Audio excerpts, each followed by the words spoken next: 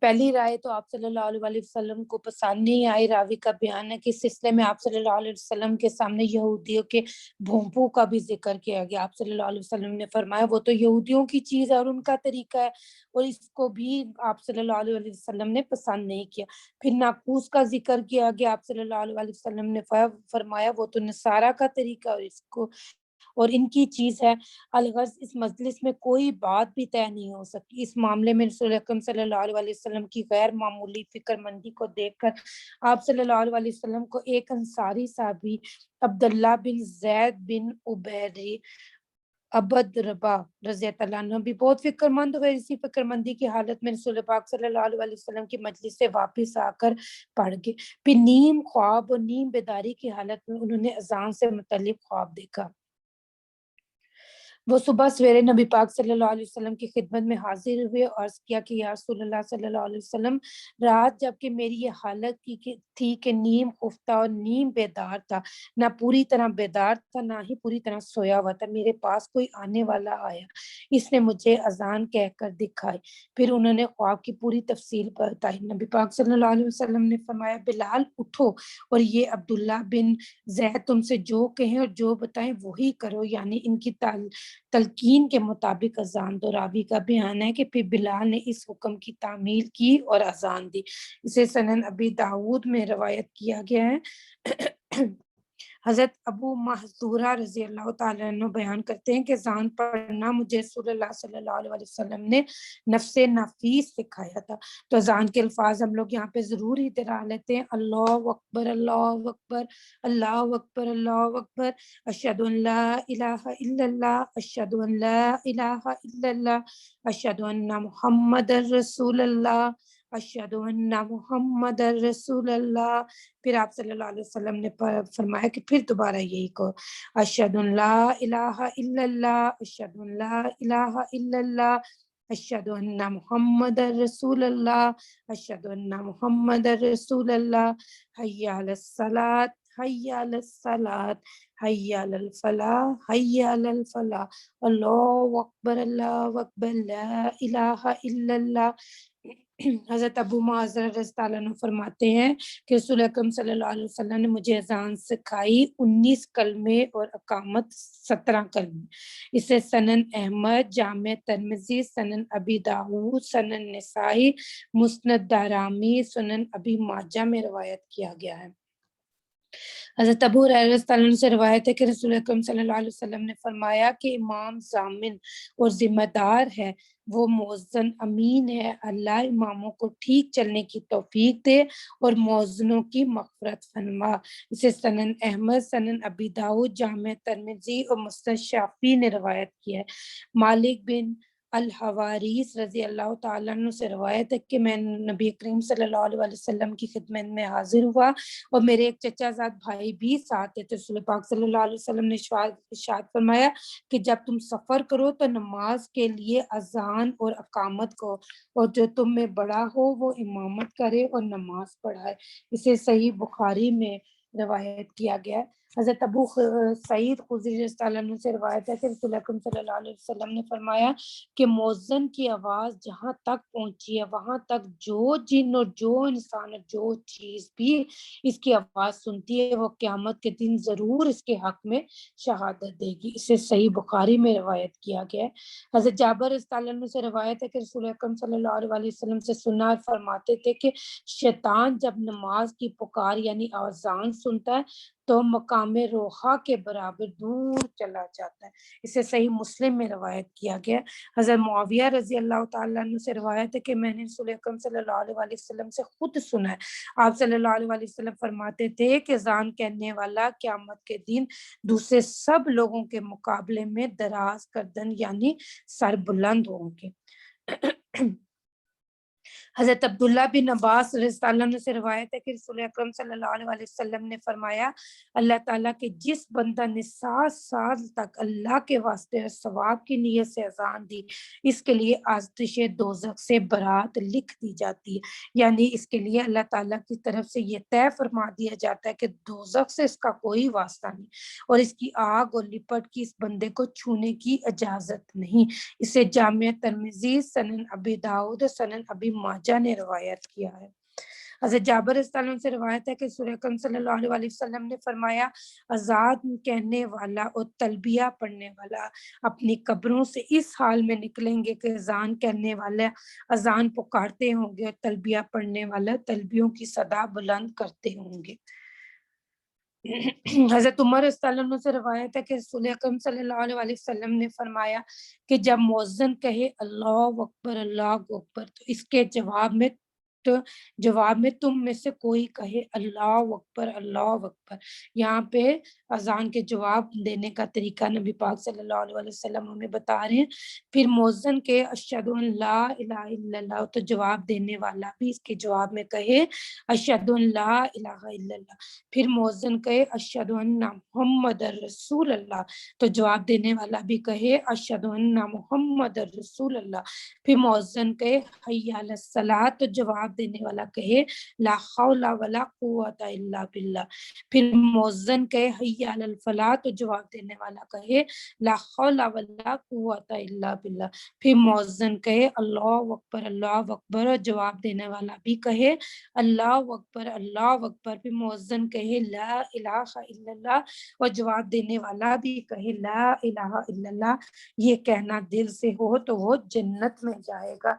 اسے صحیح مسلم میں روایت کیا گیا ہے۔ آپ کہیے کہ اے اہل کتاب تم میں سے کون سی بات تم ہم میں سے کون سی بات معیوب پاتے ہو باجوز اس کے کہ ہم ایمان لائیں اللہ پر اس پر جو ہمارے پاس بھیجی گیا اس پر بھی جو پہلے بھیجی جا چکی باوجود اس کے کہ تم میں اکثر لوگ ایمان سے خارج۔ آپ کہیے کہ کیا میں تم کو ایسا طریقہ بتلاؤں جو اس سے بھی اللہ کے یہاں پاداش ملنے میں زیادہ برا ہے۔ وہ ان اشخاص کا طریقہ ہے جن کو اللہ تعالیٰ نے رحمت سے دور کر دیا اور وہ ان پر غضب فرمایا ہو اور ان کو بندر اور سور بنا دیا اور انہوں نے شیطان کی پرستش کی ہو۔ ایسے اشخاص مکان کے اعتبار سے بھی بہت برے ہیں اور رائے راہ سے بھی بہت دور ہیں۔ اور جب یہ لوگ تم لوگوں کے پاس آتے ہیں تو کہتے ہیں ہم ایمان لے آئے، حالانکہ وہ کفر ہی کو لے کر آئے ہیں اور کفر ہی کو لے کر چلے ہیں۔ اللہ تعالیٰ تو خوب جانتے ہیں جس کو یہ پوشیدہ رکھتے ہیں، اور آپ ان میں سے بہت آدمی ایسے دیکھتے ہیں جو دوڑ دوڑ کر گناہ اور ظلم اور حرام کھانے پر گرتے ہیں۔ واقعی ان کے یہ کام برے ہیں۔ ان کو مشائخ اور علماء گناہ کی بات کہنے سے اور حرام مال کھانے سے کیوں نہیں منع کرتے؟ واقعی ان کی یہ عادت بری ہے۔ اور یہود نے کہا کہ اللہ تعالیٰ کا ہاتھ بند ہو گیا، انہی کے ہاتھ بند ہے اور اپنے اس کہنے سے یہ رحمت سے دور کر دیے گئے، بلکہ ان کے تو دونوں ہاتھ کھلے ہوئے ہیں، جس طرح چاہتے ہیں خرچ کرتے ہیں، اور جو مضمون آپ کے پاس آپ کے پروردگار کی طرف سے بھیجا جاتا ہے وہ ان میں سے بہتوں کی سرکشی اور کفر کی ترقی کا سبب ہو جاتا ہے، اور ہم نے ان میں باہم قیامت تک عداوت اور بغض ڈال دی۔ جب کبھی لڑائی کی آگ بھڑکانا چاہتے تو حق تعالیٰ اس کو فروغ کر دیتے ہیں اور ملک میں فساد کرتے پھر اللہ تعالیٰ فساد کرنے والوں کو محبوب نہیں رکھتے۔ اور اگر یہ اہل کتاب ایمان لے آتے اور تقوی اختیار کرتے تو ہم ضرور ان کو تمام برائیاں معاف کر دیتے، ضرور ان کو چین کے باغوں میں داخل کرتے۔ اور اگر یہ لوگ توریت کی انجیل کی اور جو کتاب ان کے پروردگار کی طرف سے ان کے پاس بھیجی گئی اس کی پوری پابندی کرتے تو یہ لوگ اوپر سے نیچے اور نیچے سے خوب فراغت سے کھاتے۔ ان میں ایک جماعت راہ راست پر چلنے والی ہے اور زیادہ ان میں سے ایسے ہیں کہ ان کے کردار بہت برے۔ اے رسول جو کچھ آپ کے رب کی جانب سے آپ پر نازل کیا ہے آپ سب پہنچا دیجیے۔ تو اللہ یہاں پر محمد صلی اللہ علیہ وسلم کو حکم دے رہے ہیں اور آپ صلی اللہ علیہ وسلم کے توسط سے ساری امت کو پیغام دیا جا رہا ہے کہ جو اللہ کے مکرم فضل ہے تم تک پہنچا، جو اللہ کے فضل کرم سے تم تک پہنچا ہے وہ لوگوں تک پہنچا دو۔ اس حکم کے بعد آپ صلی اللہ علیہ وسلم نے سمعنا اور اطعنا کیا۔ آپ صلی اللہ علیہ وسلم کی زندگی سراپے تبلیغ تھی، ہر وقت تبلیغ، ہر حال میں تبلیغ، گرمی سردی جاڑے بارش، دکھ میں غم میں بیماری میں خوشی میں، ہر حال میں ہر وقت ہر جگہ، مکہ میں مدینہ میں طائف میں ہر جگہ اور ہر ایک کو تبلیغ، اپنوں کو پراؤں کو بچوں کو بوڑھوں کو اپنوں کو ہر ایک کو تبلیغ آپ صلی اللہ علیہ وسلم نے کی، اور سارے اعتراضات تکلیفیں انہیں اسی تبلیغ کی وجہ سے ہی آتے، اپنے حجرے میں بیٹھے رہتے، وظائف کرتے رہتے، روزے رکھتے، تسبیحات وغیرہ کرتے رہتے، کچھ نہیں ہونا تھا۔ آپ صلی اللہ علیہ وسلم نے اتنی تکلیفیں سہی کہ آپ صلی اللہ علیہ وسلم کی پکی ہوئی ہانڈی میں مشرکین غلاظت ڈال دیتے تھے، آپ کے گھر کے باہر کانٹے بچھا دیے جاتے تھے، آپ صلی اللہ علیہ وسلم کے سر پر کوڑا پھینکا جاتا تھا، آپ صلی اللہ علیہ وسلم پر اونٹ کی اود لاش دی جاتی تھی، مدینے سے نکال دیا آپ صلی اللہ علیہ وسلم کو، شاب ابی طالب میں پتھر مارے، سارے طائف میں انہوں نے پتھر مارے کہ آپ صلی اللہ علیہ وسلم کے نالین مبارک خون سے بھر گئے، خندق کھودتے ہوئے پیٹ پر پتھر باندھے گئے تھے۔ یہ کس لیے کیا تھا سارا کچھ؟ یہ سارا کچھ تبلیغ کی وجہ سے تھا۔ اور پھر حجۃ الوداع کے موقع پر کہ جم غفیر کو آپ صلی اللہ علیہ وسلم فرما رہے ہیں کہ کیا میں نے تم تک اللہ کا کلام پہنچا نہیں دیا؟ اتنی تکلیفوں کے باوجود آپ صلی اللہ علیہ وسلم سوال کر رہے ہیں، سب نے گواہی دی کہ آپ صلی اللہ علیہ وسلم نے ہم تک اللہ کا کلام پہنچا دیا۔ آپ صلی اللہ علیہ وسلم نے پھر اپنی شہادت کی انگلی آسمان کی طرف اٹھا کر فرمایا اللہ گواہ ہے، نہ 3 مرتبہ گواہی دی۔ پھر آپ صلی اللہ علیہ وسلم نے حکم دیا کہ اب اس وقت جو یہاں موجود ہے وہ غیر حاضروں کو پہنچا دے۔ پھر آپ صلی اللہ علیہ وسلم نے ہاتھ اٹھایا اور دعا فرمائے الہی مسرور اور شاداب رکھنا اس شخص کو جس نے مجھ سے میری بات سن کر لوگوں تک پہنچا دیا۔ یہ سننے کے بعد صحابہ کرام رضوان اللہ اجمعین ان کی زندگیاں سراپا تبلیغ بن گئی تھی۔ آپ صلی اللہ علیہ وسلم کی وفات کے بعد یہ لوگ کوئی عہدے وغیرہ بانٹنے کے لیے نہیں بیٹھ گئے تھے مدینہ میں، بلکہ یہ تبلیغ کے لیے سب مدینہ سے باہر نکل گئے تھے، اور زمین کے چپے چپے ٹکڑے ٹکڑے میں یہ لوگ پھیل گئے تھے۔ ان کی زندگی کی شمع گل ہوتی گئی، اور پھر دیا سے دیا جلتا گیا، اور اس طرح اسلام کا نور پھیلتا گیا۔ تو علامہ اقبال نے کیا کہا تھا اس بارے میں کہ ہم ہی ہیں تیرے معرکہ اراؤں میں، خشکیوں میں لڑتے تھے کبھی صحراؤں میں، دی اذانیں کبھی یورپ کے کلیساؤں میں، کبھی افریقہ کے تپتے ہوئے صحراؤں میں۔ اور پھر ایک اور موقع پر علامہ اقبال کہتے ہیں کہ دشت و دشت صحرا بھی نہ چھوڑے ہم نے، بحر ظلمات میں دوڑا دیے گھوڑے ہم نے۔ تو ہم یہاں پہ ضرور ہی دعا کریں گے کہ اللہ ہمیں بھی اس دین کی دعوت، تبلیغ، اشاعت میں تن من دھن اپنے اوقات اور صلاحیتیں کھلے دل سے لگانے کی توفیق عطا فرما، اور اللہ ہم سے ہماری اس کاوش کو قبول و منظور فرما لے۔ اور اگر آپ ایسا نہ کریں گے تو آپ نے اللہ تعالیٰ کا ایک پیغام بھی نہیں پہنچایا۔ اللہ تعالیٰ آپ کو لوگوں سے محفوظ رکھے گا، یقیناً اللہ تعالیٰ ہی ان کافر لوگوں کو راہ نہ دیں گے۔ آپ کہیے کہ اہل کتاب تم کسی راہ پر نہیں، جب تک کہ توریت کی اور انجیل کی اور جو کتاب تمہارے پاس تمہارے رب کی طرف سے بھیجی گئی ہے اس کی بھی پوری پابندی نہ کرو گے، اور ضرور جو مضمون آپ کے پاس آپ کی رب کی طرف سے بھیجا جاتا ہے وہ ان میں سے بہتوں کی سرکشی اور کفر کی ترقی کا سبب بن جاتا ہے۔ تو آپ ان کافر لوگوں پر غم نہ کیا کیجیے۔ یہ تحقیقی بات ہے کہ مسلمان اور یہودی اور فرقہ صاحبین اور نصاری میں سے جو شخص یقین رکھتا ہو اللہ تعالیٰ پر اور روز قیامت پر اور کارگزاری اچھی کرے، ایسوں پر نہ کسی قسم کا اندیشہ اور نہ ہی وہ مغموم ہوں گے۔ ہم نے بنی اسرائیل سے عہد لیا اور ہم نے ان کے پاس بہت سے پیغمبر بھیجے، جب کبھی ان کے پاس کوئی پیغمبر ایسا حکم لایا جس کو ان کا جی نہ چاہتا تھا سو بعضوں کو جھوٹا بتلایا اور بعضوں کو انہوں نے قتل ہی کر ڈالتے تھے، اور یہی گمان کیا کہ کچھ سزا نہ ہوگی اس سے، اور وہ بھی اندھے اور بہرے بن گئے۔ پھر اللہ تعالیٰ نے ان پر توجہ فرمائی، پھر بھی اندھے اور بہرے بنے رہے، یعنی ان میں کے بتھیرے، اور اللہ تعالیٰ ان کے خوب دیکھنے والا ہے۔ بے شک وہ لوگ کافر ہو چکے جنہوں نے یہ کہا کہ اللہ تعالیٰ عین مسیح ابن مریم ہے، حالانکہ مسیح تو خود فرماتے تھے کہ اے بنی اسرائیل تم اللہ تعالیٰ کی عبادت کرو اور جو میرا بھی رب ہے اور تمہارا بھی رب ہے۔ بے شک جو شخص اللہ تعالیٰ کے ساتھ شریک قرار دے گا سو اس پر اللہ تعالیٰ جنت کو حرام کر دے گا اور اس کا ٹھکانہ دوزخ ہے۔ اور ایسے ظالموں کا کوئی مددگار نہ ہوگا۔ بلا شبہ وہ لوگ بھی کافر ہیں جو کہتے ہیں کہ اللہ تعالیٰ تین میں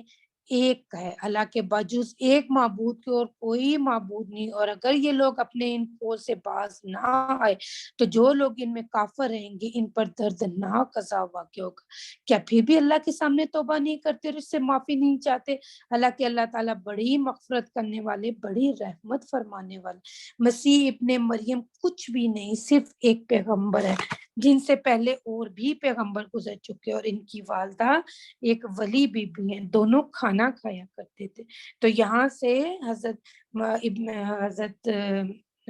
عیسیٰ علیہ السلام کے بشر ہونے کا ثبوت ملتا ہے۔ دیکھیے کہ تو ہم کیوں کر دلائل ان سے بیان کریں، پھر دیکھیے وہ الٹا کدھر جا رہے ہیں۔ آپ فرمائیے کہ اللہ کے سوا ایسے کوئی عبادت کرتے ہو کہ جو کہ تم کو نہ کوئی ضرر پہنچانے کا اختیار ہو نہ نفع پہنچانے کا، حالانکہ اللہ تعالیٰ سب سنتے ہیں، سب جانتے ہیں۔ آپ فرمائیے کہ اہل کتاب تم اپنے دین میں ناحق کا غلو مت کرو اور ان لوگوں کے خیالات پر مت چلو جو پہلے خود بھی غلطی میں پڑ چکے ہیں اور اوروں کو بھی غلطی میں ڈال چکے ہیں۔ اور وہ لوگ راہ راست سے دور ہو گئے تھے۔ بنی اسرائیل میں جو لوگ کافر تھے ان پر لعنت کی گئی تھی داؤد اور عیسیٰ ابن مریم کی زبان سے۔ یہ لعنت اس سبب سے ہوئی کہ انہوں نے حکم کی مخالفت کی اور حد سے نکل گئے، جو برا کام انہوں نے کر رکھا تھا اس سے باز نہ آئے۔ واقعی ان کا فعل بے شک برا تھا۔ آپ ان میں بہت آدمی دیکھیں گے کہ کافروں سے دوستی کرتے ہیں، جو کام انہوں نے آگے کر لیا کیا ہے وہ بے شک برا ہے کہ اللہ تعالیٰ اس پر ناخوش ہوا، اور یہ لوگ عذاب میں دائم رہیں گے۔ اور اگر یہ لوگ اللہ پر ایمان رکھتے اور پیغمبر پر اور اس کتاب پر جو ان کے پاس بھیجی گئی تو ان کو کبھی دوست نہ بناتے، لیکن ان میں زیادہ لوگ ایمان سے خارج ہی ہیں۔ تمام آدمیوں سے زیادہ مسلمانوں سے عدوت رکھنے والے آپ ان یہود اور ان مشرکین کو پائیں گے، اور ان میں دوستی رکھنے کے قریب تر ان لوگوں کو پائیں گے جو اپنے آپ کو نصارہ کہتے ہیں۔ یہ اس سبب سے کہ ان میں بہت سے علم دوست عالم ہیں اور بہت سے تارک دنیا درویش ہیں، اور اس سبب سے بھی کہ یہ لوگ متکبر نہیں ہیں۔ اور جب وہ اس کو سنتے ہیں جو کہ رسول کی طرف سے بھیجا گیا تو آپ ان کی آنکھیں آنسوؤں سے بہتی ہوئی دیکھتے ہیں، اس سبب سے کہ انہوں نے حق کو پہچان لیا ہے۔ یوں کہتے ہیں کہ اے ہمارے رب، ہم مسلمان ہو گئے، تو ہم کو بھی ان لوگوں کے ساتھ لکھ لیجئے جو کہ تصدیق کرنے والے۔ یہ واقعہ جو ہے یہ ایک قصائی حاکم نجاشی کے بارے میں یہ آیات نازل ہوئی ہیں کہ جب مسلمانوں کا ایک گروہ حبشہ سے منتقل ہوا تو مشرکین نے مکہ نے جب ان کا تعاقب کیا تو نجاشی کو ان کے خلاف بھڑکانے کی انہوں نے کوشش بھی بہت کی مشرکین نے۔ تو مسلمانوں نے نجاشی کے پاس پناہ لی تھی، تو نجاشی تھا اس نے اسلام کے بارے میں سوال کیے تھے، اور اس کے بعد پھر انہوں نے حضرت عیسیٰ اور حضرت مریم کے حوالے سے بھی سوالات کیے تھے۔ تو جو مسلمانوں کے سردار تھے حضرت جعفر بن ابی طالب نے سورہ مریم کی آیات بڑی بہادری اور حق گوئی سے ان کو جرأت سے سنائی تھی، اور یہ واقعہ بخاری میں کوٹ کیا گیا ہے کہ جب حضرت جعفر یہ واقعہ سنا رہے تھے تو نجاشی کی آنکھوں سے آنسو جا رہے تھے اور اس کی داڑھی تر تھی۔ پھر اس نے ایک تنکا اٹھایا اور اس نے کہا کہ خدا کی قسم حضرت عیسیٰ علیہ السلام نہ اس سے زیادہ تھے نہ اس سے کم تھے، ان کے اس اعتراف حق کے لیے یہ آیات نازل ہوئی تھی۔ اور نجاشی ایمان تو لے آیا تھا مگر ہجرت کر کے آپ صلی اللہ علیہ وسلم کے پاس حاضر نہیں ہوا تھا، تو اس کے قبول و ایمان کا پتہ ایک تو یہ ان آیات سے پتہ چلتا ہے، دوسرا اس کی وفات پر آپ صلی اللہ علیہ وسلم نے غائبانہ اس کی نماز جنازہ پڑھائی تھی۔ یوں کہتے ہیں کہ اے ہمارے رب، ہم مسلمان ہو گئے تو ہم کو بھی ان لوگوں کے ساتھ لکھ لیجئے جو تصدیق کرتے ہیں، اور ہمارے پاس کون سا عذر ہے کہ ہم اللہ تعالیٰ پر جو حق ہم کو پہنچا ہے اس پر ایمان نہ لائیں اور اس بات کی امید رکھے کہ ہمارا رب ہم کو نیک لوگوں کی میت میں داخل کر دے۔ سو ان کو اللہ تعالیٰ نے ان کی قول کی پاداش میں ایسے باغ دیں گے جن کے نیچے نہریں جاری ہیں، اور یہ ہمیشہ ان میں رہیں گے، اور نیکوکاروں کو یہی صلہ۔ اور جو لوگ کافر رہے اور ہماری آیات کو جھوٹا کہتے رہے وہ لوگ دوزخ میں جانے والے ہیں۔ اے ایمان والو، اللہ تعالیٰ نے جو چیزیں تمہارے واسطے حلال کی ہیں ان میں لذیذ چیزوں کو حرام مت کرو اور حدود سے مت آگے بڑھو، بے شک اللہ تعالیٰ حد سے نکلنے والے کو پسند نہیں کرتے۔ تو یہ حلال اور حرام کا جو اختیار ہے یہ صرف اللہ کے پاس ہے، کسی نبی کو بھی یہ اختیار نہیں دیا گیا کہ وہ حلال اور حرام میں سے حلال کو حرام کر دیں یا حرام کو حلال کر دیں۔ اور اللہ تعالیٰ نے جو چیزیں تم کو دی ہیں ان میں سے حلال اور مرغوب چیزیں کھاؤ اور اللہ تعالیٰ سے ڈرو جس پر تم ایمان رکھتے ہو۔ اللہ تعالیٰ تم سے مواخذہ نہیں فرماتے تمہاری قسموں میں لغو قسم پر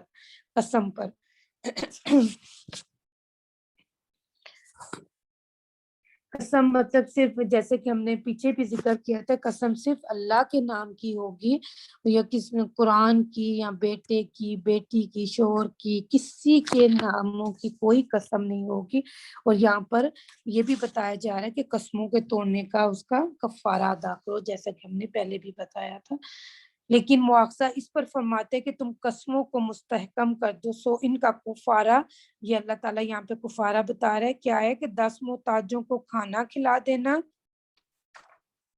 اوسط درجے کا جو اپنے گھر والوں کو کھانے کو دیا کرتے ہو، یا ان کو کپڑا دینا، یا ایک غلام یا ایک لونڈی کو آزاد کر دینا، جس کو مقدور نہ ہو تو وہ 3 دن کے پھر روزے رکھ لے۔ یہ کفارہ ہے تمہاری قسموں کا جب کہ تم قسم کھا لو، اور اپنی قسموں کا خیال رکھا کرو۔ اسی طرح اللہ تعالیٰ تمہارے واسطے اپنے احکام بیان فرماتے تاکہ تم شکر کرو۔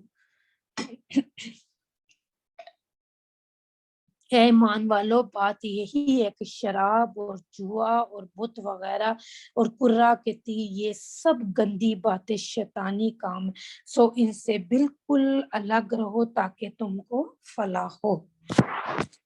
تو یہاں پر اللہ تعالیٰ 4 چیزوں کے لیے 4 احکامات دیتے ہیں کہ خمر، جوا اور انصاب اور ازلام۔ انصاب اور ازلام پر تو بات ہوگی، لیکن یہاں پر جوئے کو یہ جو میسرا ہے یہ کہتے ہیں جوئے کو کہتے ہیں۔ جوا کسی بھی صورت میں کھیلا جائے رجس ہے، جیسے کہ تاش کی صورت میں پتے ہوں، کارڈ وغیرہ گیم ہے، بورڈ گیم ہے جن میں یہ شرطیں لگتی ہیں، یا پھر کتوں وغیرہ کی دوڑیں ہیں، گھوڑے کی دوڑیں ہیں، یا ڈربی ہے، کرکٹ پہ جو شرطیں وغیرہ لگتی ہیں، یہ سب جوئے کے حوالے سے حرام ہے۔ یہ مال حرام بھی ہے، اور چونکہ یہ ایک تو یہ مال حرام بھی ہوتا ہے، دوسرا یہ آسان طریقے سے بھی ہوتا ہے، اس لیے اس کو حرام کہا گیا ہے۔ پھر خمر شراب، یہ شراب کے لیے آنے والی حتمی آخری اور تیسرے نمبر پر آنے والا حکم ہے۔ پہلا حکم جو تھا شراب کے بارے میں سورہ بقرہ میں آیت نمبر 219 میں آیا، پھر دوسرا حکم جو تھا سورہ نساء کی آیت نمبر 43 میں آیا تھا۔ تو سب ان حکموں کے باوجود بھی ابھی پی پلا رہے تھے۔ پھر حضرت عمر رضی اللہ عنہ نے دعا فرماتے تھے کہ اللہ شراب کے لیے کوئی شافی حکم نازل فرما دے۔ پھر یہ آیت نازل ہوئی تو دوسری دونوں منسوخ ہوگی، مگر پھر بھی کچھ لوگ ابھی اس کی حرمت کو تسلیم کرنے کے لیے تیار نہیں تھے، کیونکہ حرام کے الفاظ نہیں ہے اس میں، تو الفاظ تھے کہ رجس اس کو کہا کرتا، تو رجس کس کو کہتے ہیں کہ شدید گندگی اور ناپاکی کو۔ ہمارے دین میں تو طہارت جو کہ نصف ایمان ہے، شدید گندگی کیسے حلال ہو سکتی ہے؟ دوسری وضاحت یہ کہ اللہ تعالیٰ ان تمام چیزوں کو شیطانی عمل کہہ رہا ہے۔ کیا کوئی شیطانی عمل حلال ہو سکتا ہے؟ اجتناب کا حکم فلاح کا ذریعہ ہوتا ہے۔ اگر چاروں چیزیں حلال ہوتی تو ان سے اجتناب فلاح کا نسخہ ہوتا۔ پھر اجتناب کا مطلب ہے کہ پہلو بچانا، پہلو تہی کرنا۔ جب کہتے ہیں کہ پہلو کو کہتے ہیں کہ اللہ کہہ رہا ہے کہ شراب اور جوئے سے اپنا پہلو بچا کر رکھو، اس کے قریب ہی نہ جاؤ۔ اجتناب حرام سے بھی زیادہ سخت حکم ہے۔ تو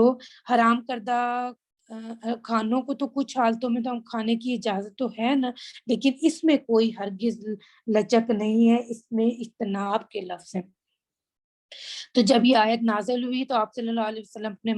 منبر پر تشریف فرمایا کہ آج سے شراب حرام ہے، اور شراب 5 چیزوں سے بنتی ہے: انگور، گیہوں، جو، کھجور اور شہد، اور یہ سب چیزوں سے بنائی جانے والی شراب حرام ہے۔ تو یہاں پر میں تھوڑی سی حدیث کو کوٹ کرنا چاہوں گی جو نبی پاک صلی اللہ علیہ وسلم نے شراب کی حرمت کے بارے میں فرمایا کہ حضرت ابو ہریرہ رضی اللہ عنہ سے روایت ہے کہ شراب کی ممانعت 3 دفعہ میں کی گئی ہے کہ رسول اکرم صلی اللہ علیہ وسلم ہجرت فرما کر مدینہ تشریف لائے تو اس زمانے میں اہل مدینہ شراب پیا کرتے تھے اور جوئے سے حاصل کیا ہوا مال کھایا کرتے تھے. تو ان دونوں چیزوں کے بارے میں رسول اکرم صلی اللہ علیہ وسلم سے دریافت کیا گیا کہ یہ جائز ہے یا ناجائز ہے. دریافت کرنے کی وجہ غالباً یہ ہوگی کہ خود ان میں سے صالح طبیعت رکھنے والوں نے محسوس کیا ہوگا کہ اسلام کی عام تعلیمات اور اس کے پاکیزہ مزاج سے یہ دونوں چیزیں میل نہیں کھاتی. تو واللہ عالم. باقی ان سوال کے جواب میں سورہ بقرہ کی یہ آیات نازل ہوئی کہ اے پیغمبر یہ لوگ آپ سے شراب اور جوئے کے بارے میں سوال کرتے ہیں، آپ انہیں بتا دیجئے کہ ان دونوں چیزوں میں گناہ ہے بہت اور فائدے بھی ہیں لوگوں کے لیے، ان کا گناہ ان کے فائدوں سے بڑا ہے. تو کچھ لوگوں نے کہا کہ اس آیت میں شراب و جوے کو قطعیت کے ساتھ حرام قرار نہیں دیا گیا، تو وہ لوگ گنجائش سمجھتے ہوئے اس کے بعد بھی پیتے رہے. یہاں تک کہ ایک دن یہ واقعہ پیش آیا کہ مہاجرین میں سے ایک صاحب اپنے کچھ ساتھیوں کے ساتھ نماز پڑھ رہے تھے، امامت کر رہے تھے اور نشے میں، تو انہوں نے قرات میں کچھ گڑبڑ کر دی اور کچھ کا کچھ پڑھ گئے. تو شراب کی ممانعت کے سلسلے میں یہ دوسری آیت نازل ہوئی جو پہلی آیت کے مقابلے میں زیادہ سخت تھی. اللہ نے فرمایا اے ایمان والو ایسی حالت میں نماز کے پاس بھی نہ جاؤ جبکہ تم نشے میں ہو، تا وقت ہے کہ تمہارا ایسا ہوش نہ ہو کہ تمہیں معلوم ہو کہ تم کیا کہہ رہے ہو. مگر کچھ لوگ اس کے بعد بھی گنجائشی اس کو سمجھتے رہے اور پیتے رہے. ہاں جیسا کہ بعض دوسری روایات سے معلوم ہوتا ہے کہ اس کا اہتمام کرنے لگے کہ نماز کے قریب نہیں پیتے تھے. تو سورہ مائدہ کی یہ آیتیں نازل ہیں جو پہلی دونوں آیتوں کے مقابلے میں زیادہ سخت اور صاف اور صریح تھی. اے ایمان والو بلا شبہ یہ شراب اور جوا اور بت اور پانسے جو ایک خاص قسم کے جوئے میں استعمال، یہ سب گندی اور ناپاک شیطانی اعمال میں سے، لہذا ان سے کلی طور پر پرہیز کرو، پھر تم امید کر سکتے ہو کہ فلاح یاب ہو جاؤ. شیطان تو بس یہ چاہتا ہے کہ تمہیں شراب اور جوئے میں پھانس کر تمہارے درمیان بغض اور عداوت پیدا کرے اور تم کو آپس میں لڑا دے. اللہ کی یاد سے اور نماز جیسی نعمت سے جو بارگاہ خداوندی کی حضوری ہے تم کو روک دے، تو کیا تم شراب اور جوئے وغیرہ سے باز آؤ گے؟ جب یہ آیتیں نازل ہوئی تو ان لوگوں نے کہا کہ اے ہمارے رب ہم باز آئے اور اب ہم نے اس کو بالکل چھوڑ دیا. پھر ان لوگوں نے رسول اکرم صلی اللہ علیہ وسلم سے عرض کیا کہ یا رسول اللہ صلی اللہ علیہ وسلم ہمارے ان لوگوں کا کیا انجام ہوگا جو راہ خدا میں شہید ہو چکے ہیں یا اپنے بستروں پر بیمار پڑ کر انتقال کر چکے ہیں لیکن وہ شراب پیا کرتے تھے اور جوئے سے حاصل کیا ہوا مال کھایا کرتے تھے. تو اب اللہ تعالیٰ نے ان دونوں کو ناپاک اور شیطانی عمل قرار دے دیا. تو ہمارے جو بھائی ان دونوں میں ملوث تھے تو اسی حال میں انتقال کر گئے یا راہ خدا میں شہید ہو گئے تو آخرت میں ان کے ساتھ کیا معاملہ ہوگا؟ تو اس کے جواب میں بعد والی یہ آیت نازل ہوئی کہ ان صاحب ایمان اور نیکوکاروں پر کوئی گناہ اور مواخذہ نہیں ہے ان کے کھانے پینے پر، جبکہ ان کا حال یہ ہے کہ وہ خدا سے ڈر کر پرہیزگاری کی زندگی گزارتے اور دل سے مانتے ہیں اور اعمال صالحہ کرتے ہیں. اسے مثلا احمد میں روایت کیا گیا. حضرت عبداللہ بن عمر رضی اللہ عنہ سے روایت ہے کہ رسول اکرم صلی اللہ علیہ وسلم نے فرمایا کہ ہر نشہ و چیز یعنی ہر وہ مشروب جس کو پی کر نشہ آ جائے خمر شراب کا مصادق ہے اور حرام ہے. جو کوئی دنیا میں شراب پیے اس حال میں مرے کہ برابر شراب پیتا ہو تو اس نے اس سے توبہ نہ کی ہو تو آخرت میں جنت کی شہاب طہور سے مرحوم رہے گا. تو حضرت جابر رضی اللہ عنہ سے روایت ہے کہ رسول اکرم صلی اللہ علیہ وسلم نے ارشاد فرمایا کہ جس شراب کی زیادہ مقدار نشہ پیدا کرے اس کی تھوڑی مقدار بھی حرام ہے. اسے سنن ابی داؤد، جامع ترمذی، سنن ابی ماجہ نے روایت کیا ہے. حضرت عوائل بن حجر حضرمی رضی اللہ تعالیٰ عنہ سے روایت ہے کہ طارق بن سوید رضی اللہ تعالیٰ عنہ نے شراب کے بارے میں رسول اکرم صلی اللہ علیہ وسلم سے دریافت کیا تو آپ صلی اللہ علیہ وسلم نے ان کو شراب پینے سے منع فرمایا. انہوں نے عرض کیا کہ میں تو اس کو دوا کے لیے استعمال کرتا ہوں. آپ صلی اللہ علیہ وسلم نے فرمایا کہ وہ دوا نہیں ہے بلکہ وہ تو بیماری ہے. اسے صحیح مسلم میں روایت کیا گیا ہے.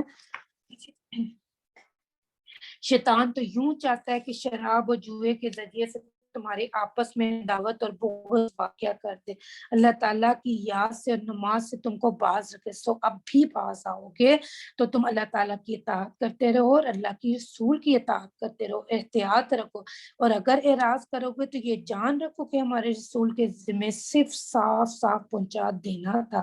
ایسے لوگوں کو جو کہ ایمان رکھتے ہو، نیک کام کرتے ہو، اس چیز میں کوئی گناہ نہیں جس کو وہ کھاتے پیتے ہیں، جبکہ وہ لوگ پرہیز رکھتے ہو اور ایمان رکھتے ہو اور نیک کام کرتے ہیں، پھر پرہیز کرنے لگتے ہیں اور ایمان رکھتے ہیں، پھر پرہیز کرنے لگتے ہیں اور خوب نیک عمل کرتے ہیں، اور اللہ تعالیٰ ایسے نیکوکاروں سے محبت رکھتے ہیں۔ اے ایمان والو، اللہ تعالیٰ قدر شکار سے تمہارا امتحان کرے گا جب تک تمہارے ہاتھ اور تمہارے نیزے پہنچ سکے گی، تاکہ اللہ تعالیٰ معلوم کر لے کہ کون شخص ان سے بے دیکھے ڈرتا ہے۔ سو جو شخص اس کے بعد ہاتھ سے نکلے گا، اس کے واضح دردناک سزا ہے۔ ایمان والو، وحشی شکار کو قتل مت کرو جبکہ تم حالت احرام میں۔ اور جو شخص تم میں سے اس کو جان بوجھ کر قتل کرے گا تو اس میں پاداش واجب ہوگی، جو کہ مساوی ہوگی اس جانور کے جس کو اس نے قتل کیا ہے۔ تو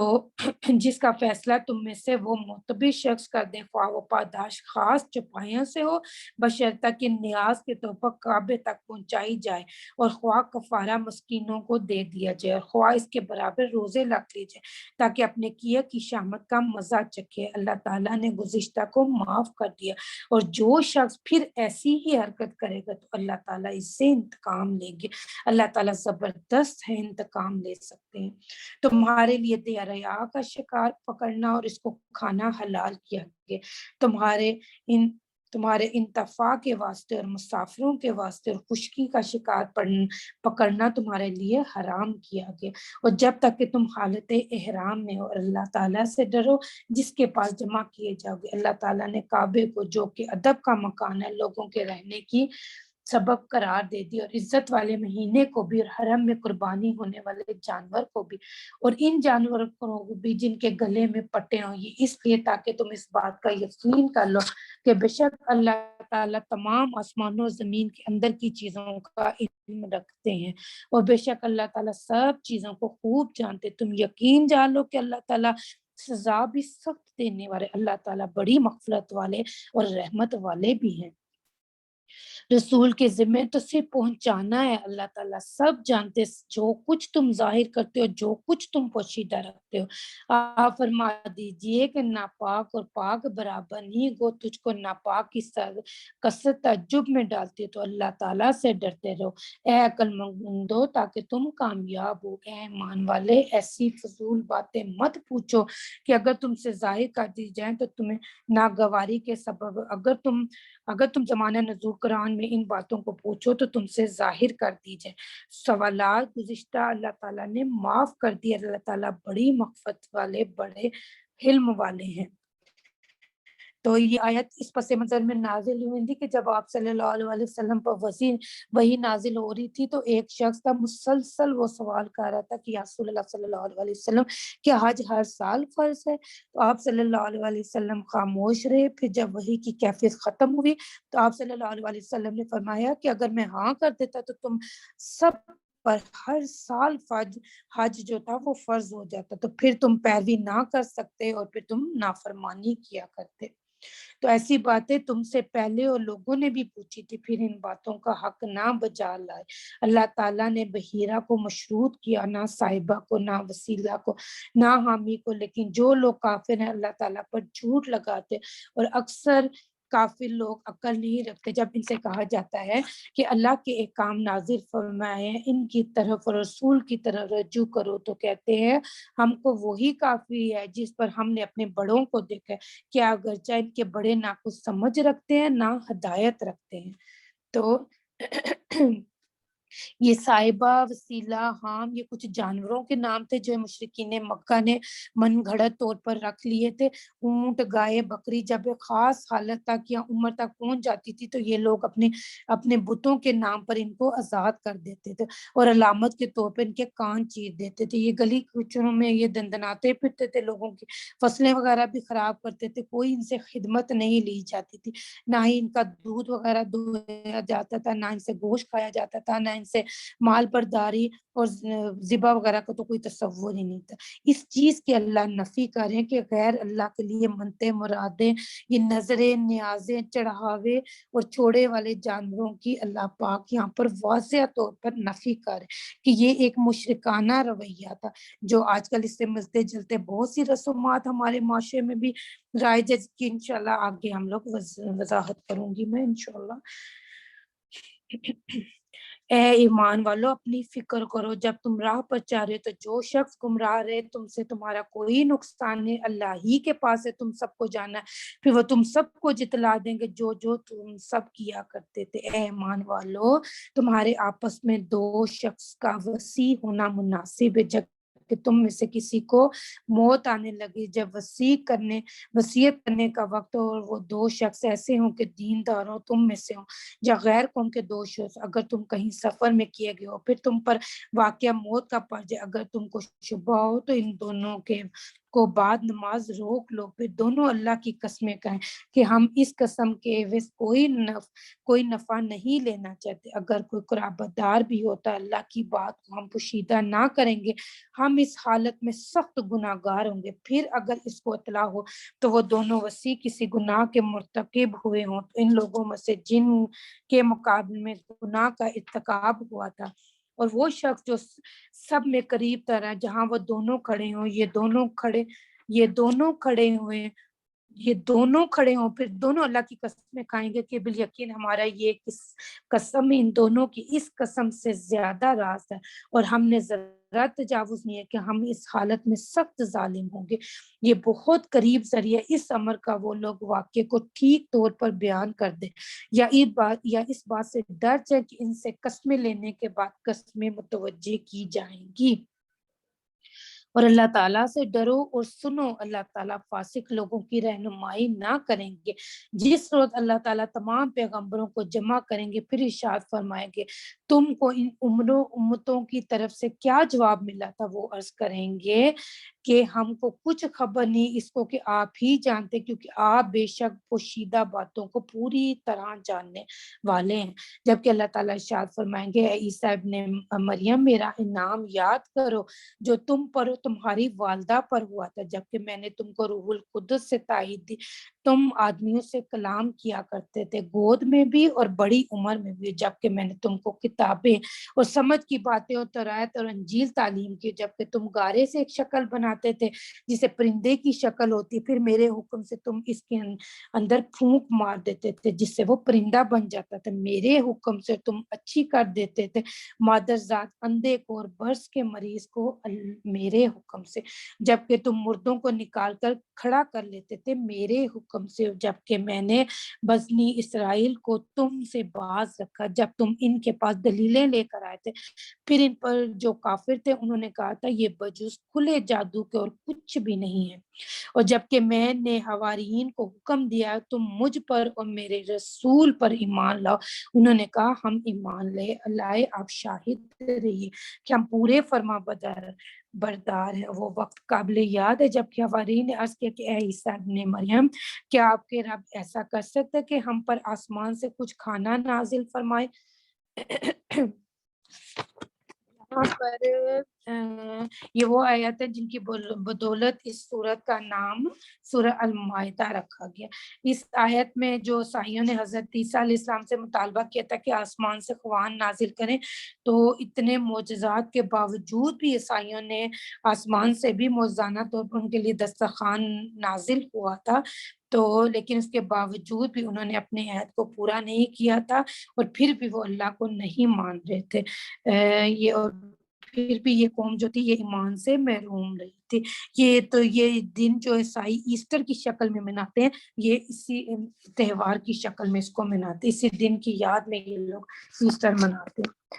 آپ نے فرمایا کہ اللہ سے ڈرو اگر تم ایمانداروں، بولے کہ ہم یہ چاہتے ہیں کہ اس میں سے کھائیں اور ہمارے دلوں کو پورا اطمینان جو ہمارا یقین اور بڑھ جائے کہ آپ نے ہم سے سچ بولا اور ہم گواہی دینے والوں میں سے ہو جائیں۔ عیسیٰ ابن مریم نے دعا کی ہے اللہ اے ہمارے پروردگار ہم پر آسمان سے کھانا نازل فرمائی کہ ہمارے لیے یعنی ہم میں جو اول ہیں جو بعد میں سب کے لیے خوشی کی بات ہو جائے، اور آپ کی طرف سے ایک نشان ہو جائے اور آپ ہم کو عطا فرمائیے، آپ سب عطا کرنے والوں سے اچھے ہیں۔ حق تعالیٰ نے ارشاد فرمایا کہ میں وہ کھانا تم لوگوں پر نازل کرنے والا ہوں، پھر جو شخص تم میں سے اس کے بعد ناحق شناسی کرے گا تو میں اس کو ایسی سزا دوں گا کہ وہ سزا دنیا جہاں والوں میں سے کسی کو نہ دوں گا۔ اور وہ وقت بھی قابل ذکر ہے جب کہ اللہ تعالیٰ فرمائیں گے اے عیسیٰ ابن مریم، کیا تم نے ان لوگوں سے کہہ دیا تھا کہ مجھ کو اور میری ماں کو بھی علاوہ اللہ کے معبود قرار دے لو؟ عیسیٰ عرض کریں گے کہ توبہ توبہ، میں تو آپ کو شریک سے منزہ سمجھتا، مجھ کو کسی طرح زیبا نہ تھا کہ میں ایسی بات کہتا جس کے کہنے کا مجھے کوئی حق نہیں۔ اگر میں نے کہا ہوگا تو آپ کو اس کا علم ہوگا، آپ تو میرے دل کے اندر کی بات بھی جانتے ہیں، میں آپ کے علم میں جو کچھ ہے اس کو نہیں جانتا، تمام غیبوں کے جاننے والے آپ ہی ہیں۔ آپ نے تو ان سے اور کچھ نہیں کہا مگر سے وہی جو آپ نے مجھ سے کہنے کو فرمایا تھا کہ تم اللہ کی بندگی اختیار کرو جو میرا بھی رب ہے اور تمہارا بھی رب ہے۔ میں ان پر مطلع رہا جب تک ان میں رہا، پھر جب آپ نے مجھ کو اٹھا لیا تو آپ ان پر مطلع رہے اور آپ ہر چیز کی پوری خبر رکھتے ہیں۔ اگر آپ ان کو سزا دیں گے تو یہ آپ کے بندے ہیں، اگر آپ ان کو معاف فرما دیں تو آپ زبردست حکمت والے۔ اللہ تعالیٰ ارشاد فرما دیں گے یہ وہ دن ہے جو لوگ سچے تھے، ان کا سچ ہونا ان کے کام آئے گا، ان کو باغ ملیں گے جن کے نیچے نہریں جاری ہوں گی، جن میں وہ ہمیشہ ہمیشہ کو رہیں گے۔ اللہ تعالیٰ ان سے راضی اور خوش، اور یہ اللہ تعالیٰ سے راضی اور خوش ہے، یہ بڑی بھاری کامیابی ہے، اللہ تعالیٰ ہی کی ہے سلطنت آسمان